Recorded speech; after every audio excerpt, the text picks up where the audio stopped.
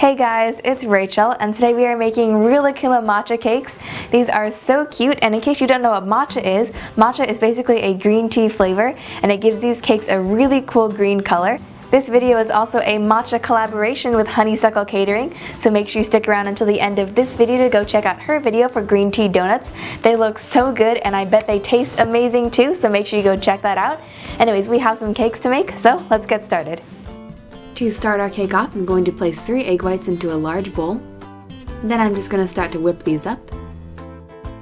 Once they get nice and foamy, I'm going to add in 120 grams of sugar. And then just keep mixing for about 6 minutes or so until you get nice, glossy, stiff peaks.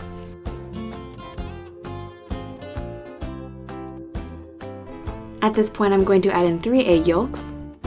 And then I'm just going to mix these in too. At this point, you should have a very fluffy, pale yellow mixture like this.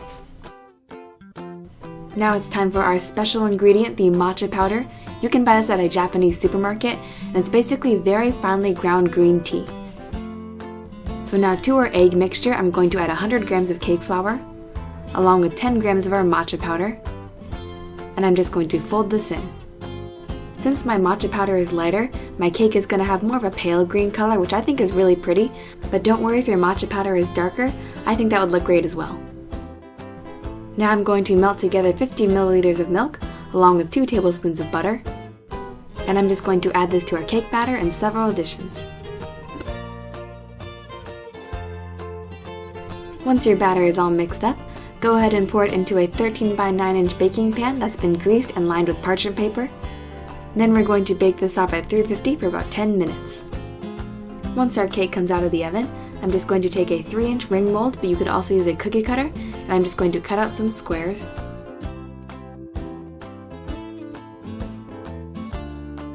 And to make the Rilakkuma chocolates on top, I'm using this Rilakkuma mold. I'll leave a link to it in the description box below. And to make these, I'm just spooning a little bit of chocolate into the mold. Then I'm spreading it out and tapping out the air bubbles. You can see you'll just need 4 Rilakkuma chocolates. Once they've set, you can go ahead and pop them out. And you can see these are so cute, they're perfect for topping our cakes. Moving on to our frosting, first you'll just need a cup of cold heavy whipping cream. And I'm just going to whip this up to stiff peaks. Now in a separate bowl, you'll need 8 ounces of softened cream cheese. And I like to break this up with the mixer first before I add the powdered sugar, just makes it easier to mix in. Then I'm just going to add in 1.5 cups of powdered sugar.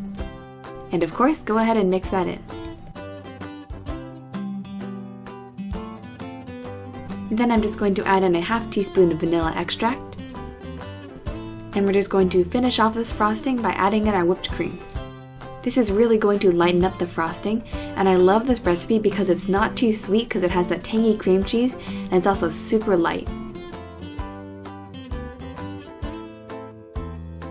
Now it is finally time to assemble. You can see I've placed 1 layer of cake down on my serving platter. I'm going to place the ring mold around it, and I'm going to pipe in some frosting. Then I'm going to place another layer of cake on top, and go ahead and press down. Then go ahead and slide the ring mold off. Because my ring mold isn't quite tall enough, the second layer is going to be a little bit weird because I'm basically just going to balance it around the cake. I did it just like the first layer, piping in that frosting and then pressing another layer of cake on top.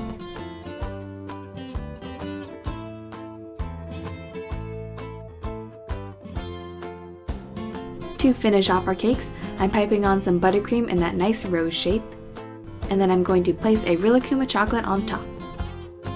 And just repeat this for your other cakes as well. And if you want to make your cake even cuter, you can add in some matcha pockies, and also sprinkle with some more chocolate. And that's it. Alright guys, the matcha cakes are all finished now, and these look so cute. This is probably one of my favorite things I've made on my channel now. Anyways, now it is time for the official taste test to see how our matcha cake tastes. You guys, this tastes just as good as it looks. You have that super nice and light and fluffy matcha cake, and it complements that cream cheese frosting so nicely. I definitely recommend you guys give this recipe a try. And don't forget that this is also a matcha collaboration that I'm doing with Honeysuckle Catering, so make sure you check out her video for matcha donuts. They sound so good and they look amazing too. I will definitely have to give her recipe a try. Anyways, I'll talk to you guys very soon. Bye guys!